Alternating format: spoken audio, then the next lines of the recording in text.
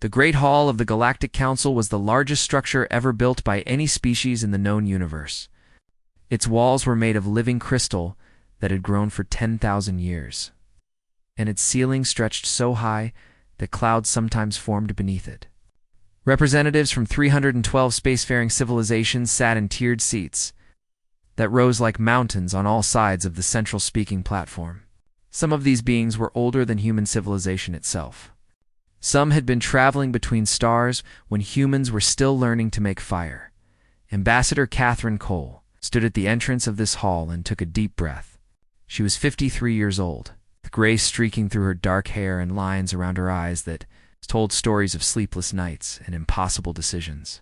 She wore the simple gray uniform of the Terran diplomatic corps, a stark contrast to the flowing robes and glittering ornaments worn by the representatives of elder races. Her aide, Daniel Wright, walked beside her. He was young, barely 30, with nervous energy that he tried hard to hide. He carried a data tablet pressed against his chest like a shield. "Ambassador," he whispered, as they walked down the long aisle toward the speaking platform. "I've just received word from Earth. The Defense Council is standing by. They want to know what to expect." Catherine kept her eyes forward, her face calm. "Tell them to expect anything." The walk to the center of the hall took nearly 5 minutes. Catherine felt the weight of thousands of alien eyes upon her. Some looked at her with curiosity. Others looked at her with contempt. A few looked at her with something that might have been hunger. "Hi." Arbiter Zelvaros waited at the speaking platform. Zelvaros was a being of pure energy contained within a framework of silver metal shaped like a tall, thin humanoid. Blue light shifted and pulsed within the framework, and when Zelvaros spoke, the voice seemed to come from everywhere at once. "The Galactic Council recognizes the representative of the Terran Confederacy. Ambassador Catherine Cole, you have been summoned to answer for your species' actions in the Outer Rim territories." Catherine stepped onto the platform and faced the assembly. She did not bow. She did not lower her eyes. These small acts of defiance sent whispers rippling through the chamber like wind through tall grass. "I am here to speak for humanity," she said simply. From the upper tiers, a massive shape rose. Ambassador Krovar of the Krath hegemony was nearly 3 meters tall. He was covered in dark green scales that gleamed like polished armor. His eyes were yellow with vertical black pupils, and when he opened his mouth, rows of serrated teeth caught the light. "The hegemony has filed formal grievances against the humans," Krovar said, his voice a deep rumble that made the crystal walls vibrate. "They have violated sovereign space. They have established unauthorized colonies. They have refused to pay tribute as required by the expansion protocols." He spread his clawed hands wide. "They are parasites. They spread across the stars like a disease, taking what they want, respecting no laws or boundaries. They must be brought to heel like the animals they are." Catherine felt Daniel stiffen beside her, but she remained still. "Furthermore," Krovar continued, "the hegemony has positioned 800 warships along the human colonial borders. We await only the Council's authorization to begin corrective action." He smiled, revealing more of those terrible teeth. "The human infestation will be cleansed." Murmurs of approval rose from several sections of the assembly. The Kraths were old and powerful, and they had many allies among the elder races. High Arbiter Zelvaros turned to Catherine. "Ambassador Cole, you have heard the grievances. How does the Terran Confederacy respond?" Catherine looked up at the vast assembly. Somewhere out there, her words were being broadcast to every corner of the galaxy. Billions of beings were watching and listening. The fate of 30 billion human lives might depend on what she said next. She thought about her daughter, Amy, who was probably watching from their apartment in New Geneva. She thought about her husband, who had died 3 years ago, believing that humanity would find its place among the stars. She thought about all the children growing up on human colonies who might never grow old if she failed here today. "Hi, Arbiter," Catherine said, her voice carrying clearly through the hall's perfect acoustics. "I would like to respond to these accusations. But first, I have some questions." Zelvaros's blue light flickered. "You may ask." The expansion protocols that Ambassador Krovar references were written 9,000 years ago. by the 12 founding species of this council. Is that correct? It is. And these protocols divide the galaxy into spheres of influence, determining which species may expand into which regions of space. Yes, that is their purpose. Catherine nodded slowly. Tell me, High Arbiter, was humanity consulted when these protocols were written? Silence fell over the chamber. Zelvros's light pulsed uncertainly. The protocols were established long before humanity achieved spaceflight, so we were not consulted. We did not agree to these rules. We were not even aware they existed until we encountered the Velthari 50 years ago. Catherine turned in a slow circle, addressing the entire assembly. And yet we are now being threatened with extinction for violating agreements we never made. Krovar let out a harsh laugh. Ignorance of the law is no excuse. The protocols exist. The humans violated them. They must face the consequences. Must they? Catherine's voice remained calm, almost conversational. I've been reading about the history of this council, Ambassador Krovar. Fascinating reading. Did you know that 18 species have been exterminated for violating the expansion protocols? 18 entire civilizations wiped from existence. Billions of beings killed. Whole cultures erased forever. She paused. The Krath were involved in 14 of those exterminations. The chamber erupted in shocked whispers. Several delegates rose to their feet. Krovar's scales flushed a darker shade of green. Those species were warned, he growled. They chose defiance. They suffered the consequences. And now you expect humanity to simply accept our fate? To let you burn our colonies and kill our children because of rules we never agreed to follow? Catherine shook her head slowly. I'm afraid that's not going to happen. Krovar leaned forward, his yellow eyes blazing. Then humanity chooses war. The hegemony accepts this choice gladly. We will burn your colonies to ash. We will reduce your homeworld to a barren rock. We will hunt down every human who tries to flee, and we will make an example that the galaxy will remember for 10,000 years. The assembly fell silent. Every being in that vast hall watched Catherine Cole, waiting to see how the human would respond to this promise of total annihilation. Daniel touched her arm. His face was pale. Ambassador, he whispered. What do we do? Catherine looked at the young man and smiled. It was not a nervous smile or a frightened smile. It was the smile of someone who had been waiting for this moment for a very long time. We show them, she said quietly. Exactly what humanity is made of.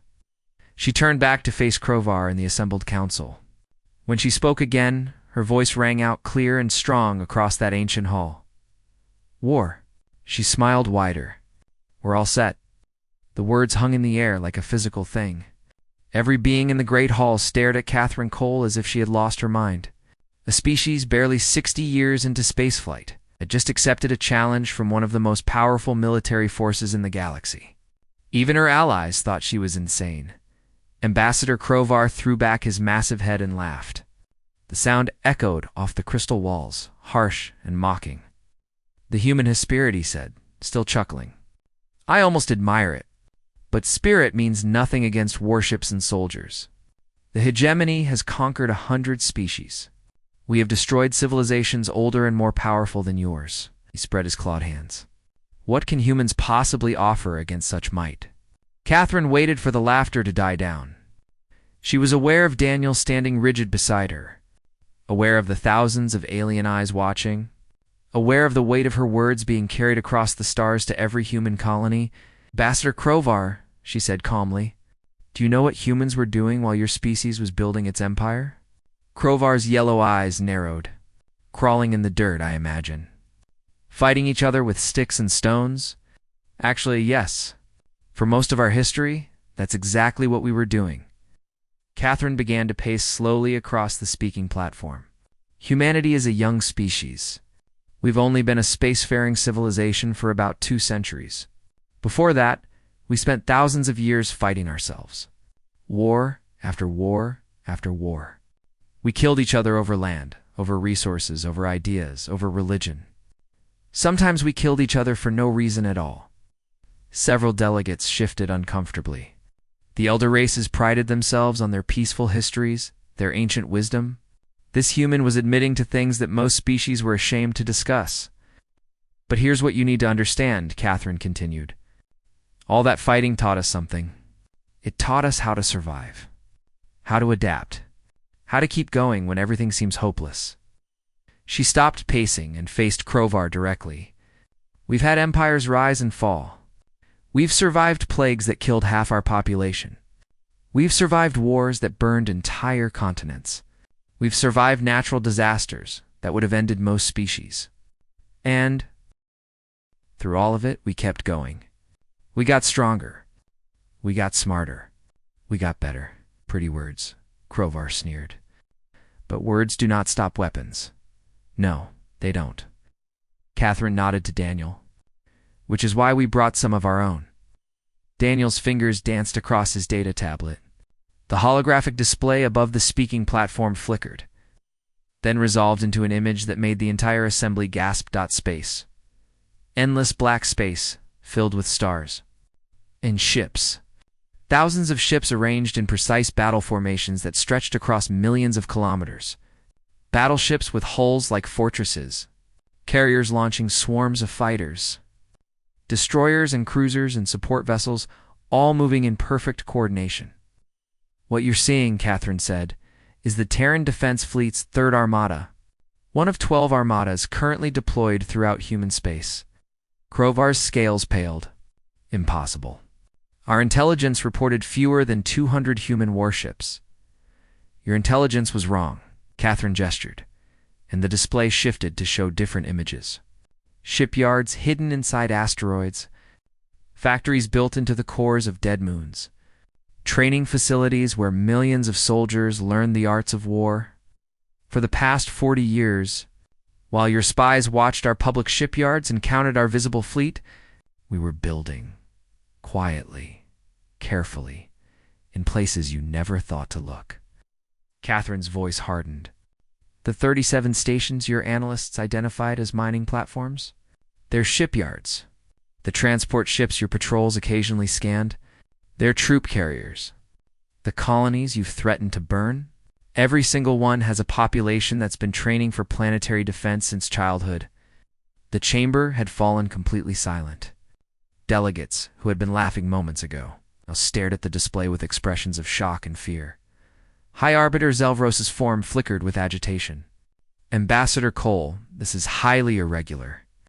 The Council was not informed of this military buildup. With respect, High Arbiter, we weren't required to inform the Council. Humanity is not a member state. We have no obligations under your treaties or protocols. Catherine turned back to face the assembly. We simply did what any intelligent species would do when faced with potential extinction.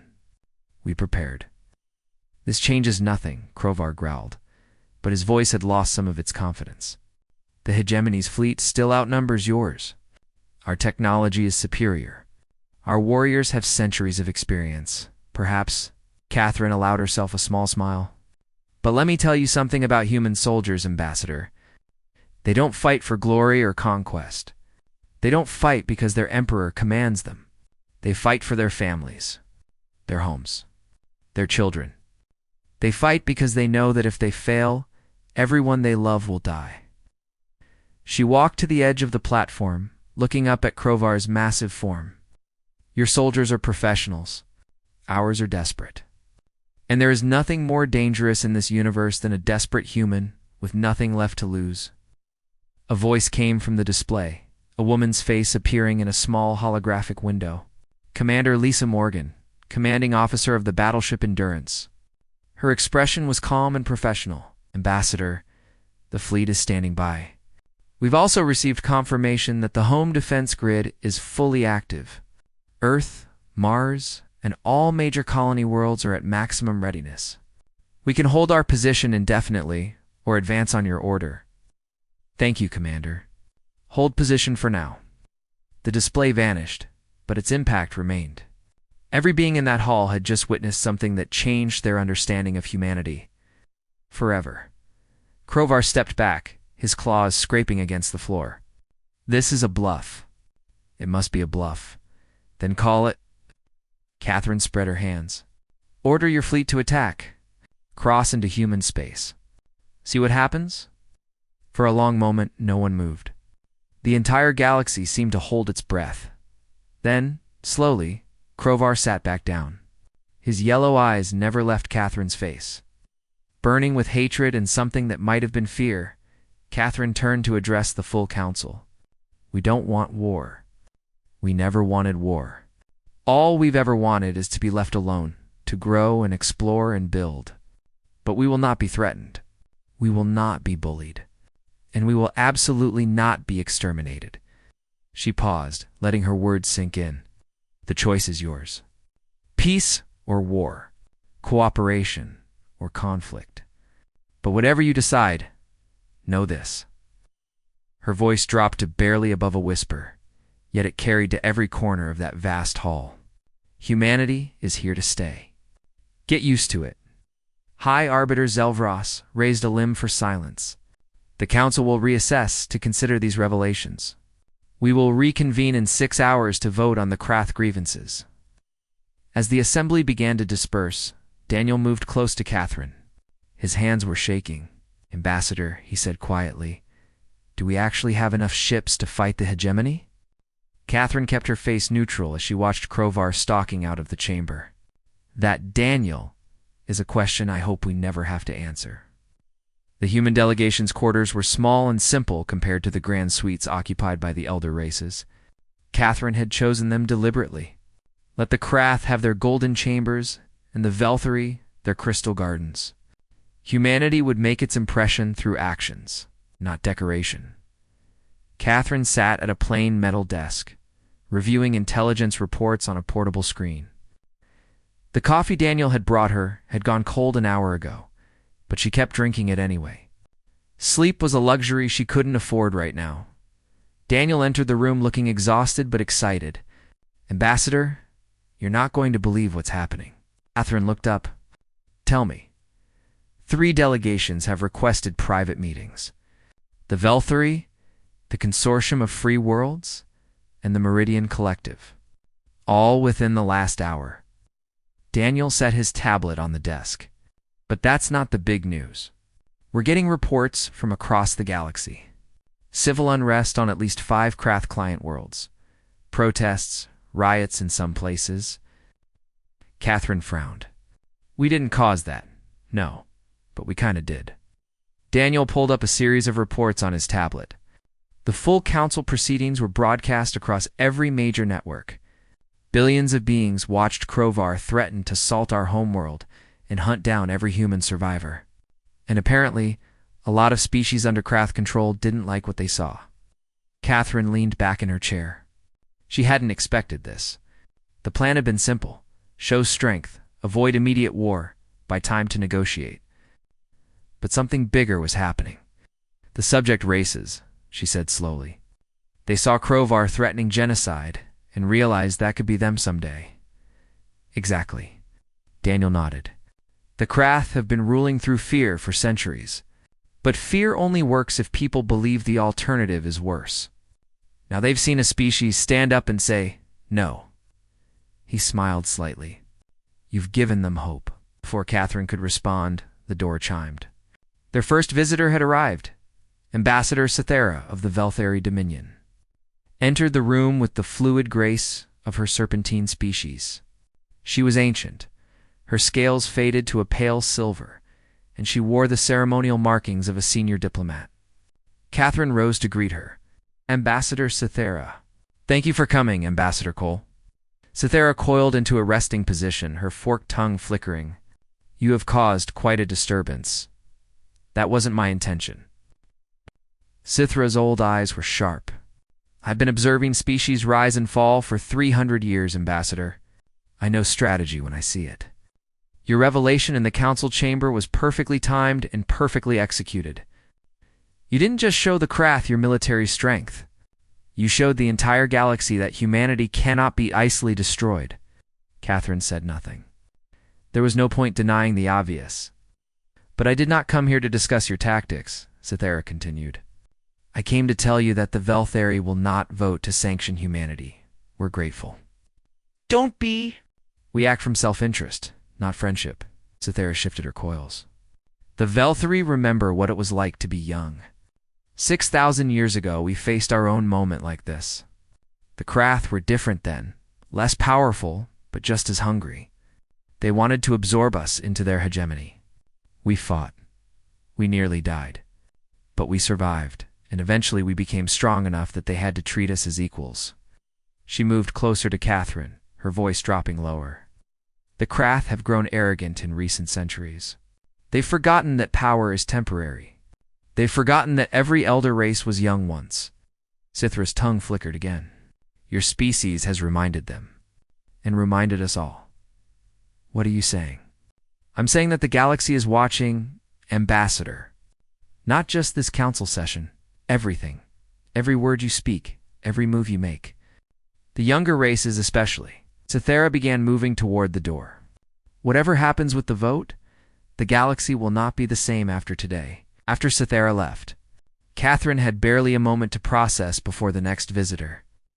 Arrived Unit 7 was the representative of the Meridian Collective, a civilization of networked artificial intelligences.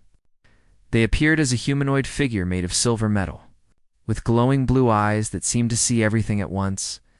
Ambassador Cole, Unit 7 said, their voice carrying harmonic overtones that no organic throat could produce. The collective has been analyzing recent events with great interest.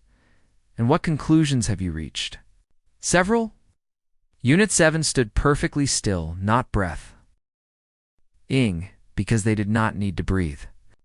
First, humanity's strategic capabilities have been significantly underestimated by most species in this region of the galaxy.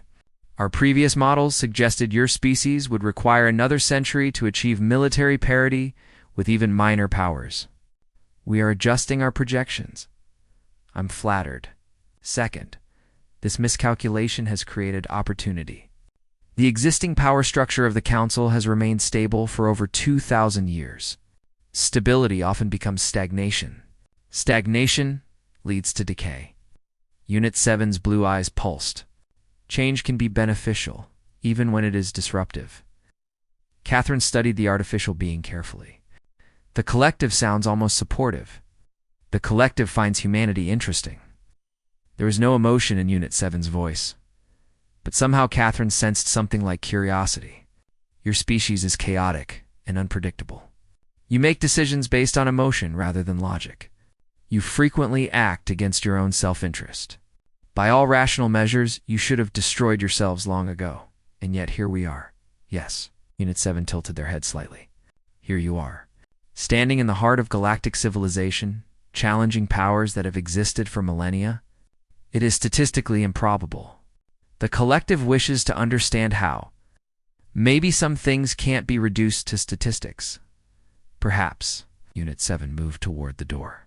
The collective will not vote against humanity. We will abstain and observe. Whatever happens next will provide valuable data. After Unit 7 left, Catherine sat in silence for a long time. Daniel waited, knowing better than to interrupt her thoughts. Finally, she spoke. How long until the council reconvenes? 3 hours. Catherine stood and walked to the window. Outside, the artificial sky of Station Paramount was shifting from blue to purple as the station's system simulated evening. Somewhere out there, millions of kilometers away, human ships were holding position and waiting for orders. Daniel, I need you to send a message to Admiral Warren. Yes. Ambassador. What should I tell him? Catherine watched the purple sky darken toward black. Tell him to have the fleet ready to move. Whatever the council decides, I have a feeling we're going to need them. Daniel nodded and hurried to his communications console. Catherine remained at the window, thinking about all the species who had stood where she was standing now. Some had survived. Most had not. But humanity was not like other species. She had to believe that. She had to believe that all those centuries of fighting and suffering and surviving had prepared them for this moment, because if she was wrong, there would be no second chance. The Great Hall felt different when Catherine returned. The light from the crystal walls seemed dimmer somehow, and the delegates moved with a nervous energy that had not been there before. Something had changed during the recess. Catherine could feel it in the air like electricity before a storm. She took her place on the speaking platform with Daniel beside her. Across the hall, Ambassador Krovar sat surrounded by his allies, a wall of reptilian faces all staring at her with cold hatred. But she noticed gaps in their ranks. Several species that had been sitting with the Krath delegation before were now positioned elsewhere in the chamber. High Arbiter Zelvros took their position at the center of the assembly. The Galactic Council is now in session. We will proceed to vote on the matter of human expansion and the grievances filed by the Krath hegemony. Krovar rose immediately. Before we vote, I demand that the Council address the human military buildup. What we witnessed earlier is a clear threat to galactic peace. They have assembled a war fleet in secret. They have positioned weapons of mass destruction throughout their territories. This cannot be allowed to stand. The hegemony raises a valid concern, said a voice from the upper tiers. It was Ambassador Prell of the Therian Republic, a thin, pale being with 4 arms and large, dark eyes. We must know the full extent of human military capabilities before we can vote responsibly. Catherine stepped forward. Hi, Arbiter. May I respond? Zelvros's blue light flickered. You may. The Council demands to know about our military capabilities. Very well. I will be honest with you. Catherine turned slowly, addressing every section of the vast hall. The Terran Defense Fleet consists of approximately 4,000 warships of various classes. We have 16 major shipyards and 43 secondary construction facilities. Our combined military personnel numbers around 8 million active soldiers, with another 20 million in reserve. Murmurs rippled through the assembly. Catherine continued. We have orbital defense platforms around every major colony. We have planetary shields on Earth, Mars, and our 12 largest settlements. We have stockpiles of weapons and supplies that could sustain a major conflict for at least 5 years. She paused. Is that the information the Council wanted? Krovar's scales flushed dark with anger. You admit to building a military force specifically designed for conquest. Admit to building a military force specifically designed for survival. Catherine's voice hardened. 6 months ago, the hegemony destroyed the colony of New Brisbane. 200,000 humans, men, women, children, burned from orbit without warning, without negotiation, without mercy. Your forces called it a training exercise. Shocked whispers filled the chamber. Several delegates turned to look at Krovar, who shifted uncomfortably. That colony was established in violation of the protocols, he growled. They were warned. They were farmers, Catherine shot back. They were teachers and doctors and engineers trying to build a new life. They had no weapons, no defense platforms, nothing. And you killed them anyway. She took a step toward Krovar. Did you think we would forget? Did you think we would just accept it and move on? Ambassador Cole, High Arbiter Zelvros interrupted.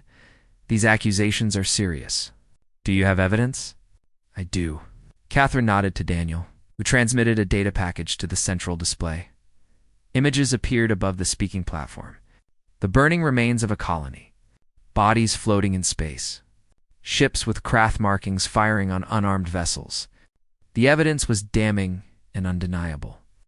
This footage was captured by survivors who escaped in cargo shuttles, Catherine said. 47 people out of 200,000. They drifted for 3 weeks before a passing freighter found them. Her voice dropped lower. Some of them were children who watched their parents die. They're still having nightmares. The chamber fell silent. Even some of Krovar's allies looked disturbed. The human military buildup began the day after we received this footage, Catherine continued. Not because we wanted war. Because we understood that without the ability to defend ourselves, we would be next. All of us. Every human colony. Earth itself. She spread her hands. What would any of you have done differently? No one answered. High Arbiter. Zelvros raised a limb. The Council will now vote. The question before us. Should the human colonies in the Outer Rim territories be sanctioned and removed as requested by the Krath hegemony? Representatives will register their votes now. The holographic display above the platform lit up with numbers as each delegation transmitted their decision. Catherine watched the count climb, her heart pounding despite her calm expression. The Vel-3 voted against sanctions. So did the Meridian Collective. The consortium of free worlds abstained. One by one, the numbers accumulated. Catherine began to allow herself a tiny spark of hope. Then the Krath allies began voting. Sanction after sanction. The numbers shifted, and for a terrible moment, it looked like they might actually win. But then something unexpected happened. The Kryn, the massive insectoid species who had been silent throughout the proceedings, cast their vote. Against sanctions, their decision seemed to trigger a cascade. Other neutral parties who had been waiting to see which way the wind was blowing quickly followed. When the final tally appeared, Catherine felt her knees go weak with relief. Humanity had won by 47 votes. The Krath grievances were dismissed. The colonies would stand. Krovar let out a roar that made the crystal walls tremble. This is unacceptable. The hegemony does not recognize this vote. Ambassador Krovar Zelvra said firmly, "The council has spoken. The matter is closed." Nothing is closed. Krovar rose to his full height, towering over everyone around him. The hegemony has endured for 6,000 years. We have crushed rebellions and ended civilizations. We do not answer to this council when our interests are threatened. He turned to face Catherine directly, his yellow eyes burning with hatred. Enjoy your victory, human. It will not last. The hegemony has resources beyond anything you can imagine. We have allies you don't even know about. And we have patience. He bared his terrible teeth. One day when you're not expecting it, we will come for you. And on that day, nothing will save your species. Catherine met his gaze without flinching. Then come. Today, tomorrow, 100 years from now. It doesn't matter. We'll be ready, will you? Krovar laughed, but there was no humor in it. We shall see. He turned and strode out of the chamber, his delegation following behind him. The door slammed shut with a sound like thunder. Daniel touched Catherine's arm. Ambassador, we won. Why don't you look happy? Catherine watched the doors where Krovar had disappeared. Becca. Use this isn't over, Daniel. The vote bought us time, but that's all. The Krath won't forget this humiliation. They'll spend years planning their revenge. Then what do? Catherine took a deep breath. We do what humans have always done. We prepare, we build. We make ourselves so strong that when they come, they'll wish they hadn't. She finally allowed herself a small smile. And maybe along the way, we find some friends who'll stand with us. She looked around the great hall at the remaining delegates, many of whom were watching her with new expressions. Respect, interest, perhaps even hope. Come on, she said to Daniel.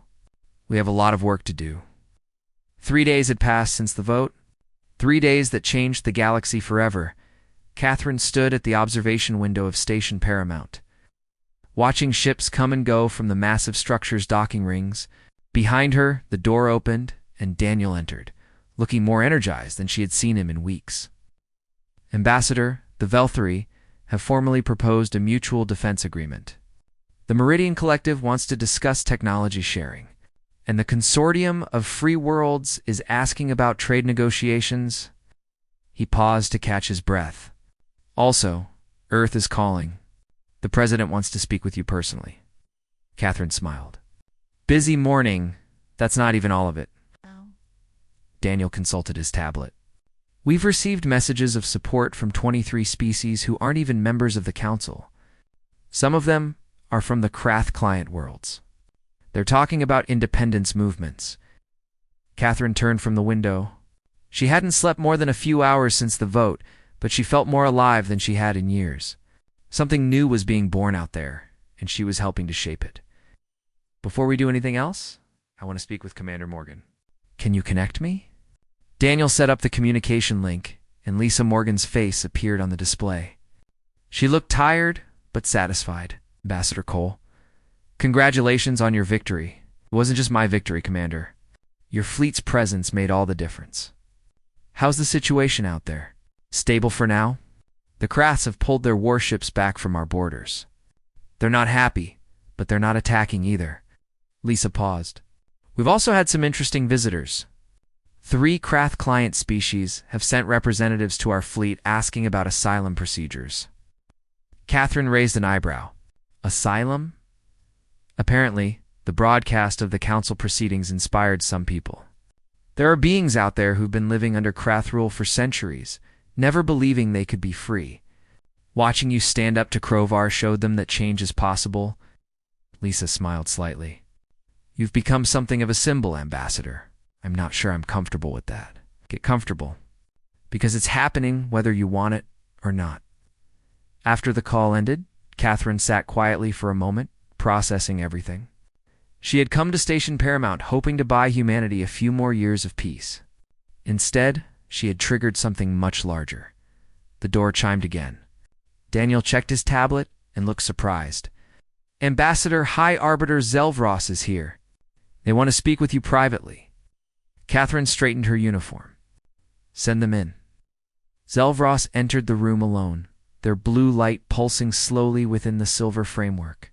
They moved to the center of the room and stood in silence for a moment. Ambassador Cole, Zelvros finally said, I have served as High Arbiter for 237 years. In that time, I have witnessed many things. Rising empires, falling civilizations, wars that burned across entire sectors. The blue light flickered. I have never witnessed anything quite like what happened in that chamber 3 days ago. I'm not sure what you mean. I think you are. Zelvros moved closer. You came here expecting confrontation. You prepared for it meticulously. But something else happened. Something unexpected. You gave the galaxy hope. Catherine said nothing. For thousands of years, the elder races have maintained order through the expansion protocols. We told ourselves that these rules were necessary, that without them, chaos would consume everything. But the truth is, the protocols were never about order. They were about control, about ensuring that those with power kept it, while those without power never had the chance to rise. Zelvros's form flickered with something that might have been shame. 18 species exterminated. Countless others suppressed or absorbed, all in the name of stability. And we told ourselves it was necessary. The High Arbiter paused. You showed us that it wasn't. A young species can stand against an ancient power and survive. That the old ways don't have to continue forever. Catherine finally spoke. I didn't do it to make a point. I did it to protect my people. I know. That's what makes it powerful. Zelvros moved toward the door, then stopped. The Council will be debating reforms in the coming months. The expansion protocols will be revised.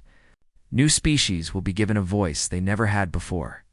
Many of the elder races will resist, but change is coming nonetheless, because of what happened in that hall. Because of you, Ambassador Cole. Because you reminded us that power is not permanent. And that even the youngest species has the right to exist. Zelvros's blue light pulsed brighter for a moment. Humanity has earned its place among the stars. Make sure you use that place wisely. After Zelvros left, Catherine returned to the observation window. Outside, the endless darkness of space stretched in all directions, filled with countless stars and the worlds that orbited them. Somewhere out there, human children were growing up on planets their grandparents had never dreamed of. They were learning to walk under alien skies. Breathing air that had never filled human lungs before, Daniel joined her at the window. What are you thinking about? The future. Catherine watched a human transport ship glide past, heading out toward the distant colonies. When I was a little girl, my grandmother used to tell me stories about the old days. About a time when we thought we were alone in the universe. About how much things changed when we discovered we weren't. Did she think the changes were good? She didn't know. Nobody did back then. We were so small, so fragile. The galaxy could have crushed us without even noticing. Catherine smiled. But we're not small anymore. We're not fragile. We've earned our place. Just like Zelvros said. She turned away from the window and faced Daniel directly. The Krath will come for us eventually. Maybe in 5 years, maybe in 50. They won't forget what happened here, and they won't forgive it. But when they come, they won't find the weak little species they expected. They'll find a people who've been preparing, building, growing stronger every day. And maybe we won't be alone, Daniel added. The Velthari seem genuinely interested in an alliance. So do others. Maybe not. That's the other thing about today. We showed the galaxy that humanity keeps its promises. We said we would defend ourselves, and we meant it. That kind of reputation is worth more than 1,000 warships. Catherine began walking toward the door. Now come on. We have calls to make, agreements to negotiate, and a future to build. They left the observation room together, walking through the corridors of station, paramount toward their quarters. Around them, beings from dozens of species moved about their business. And more than a few stopped to stare at the human ambassador who had defied the Krath. And one, Catherine ignored the attention. She was already thinking about the work ahead. The defense agreements that would need to be written. The alliances that would need to be forged. The preparations that would need to be made for the conflict that was certainly coming. But underneath all that practical thinking, she felt something else. Something she hadn't felt since she first looked up at the stars as a child and wondered what was out there. Hope humanity had come to the galaxy as strangers unwelcome and threatened. They were leaving this council chamber as something new, not conquerors, not victims, partners, equals, a species that had earned its place among the stars. Through courage and determination and the simple, stubborn refusal to give up, the galaxy would never be the same, and neither would humanity. Catherine Cole walked out of Station Paramount. That day, knowing that the real work was just beginning, there would be challenges ahead, enemies to face, problems to solve. But for the first time since humanity had reached beyond Earth, they would face those challenges as equals, and that made all the difference.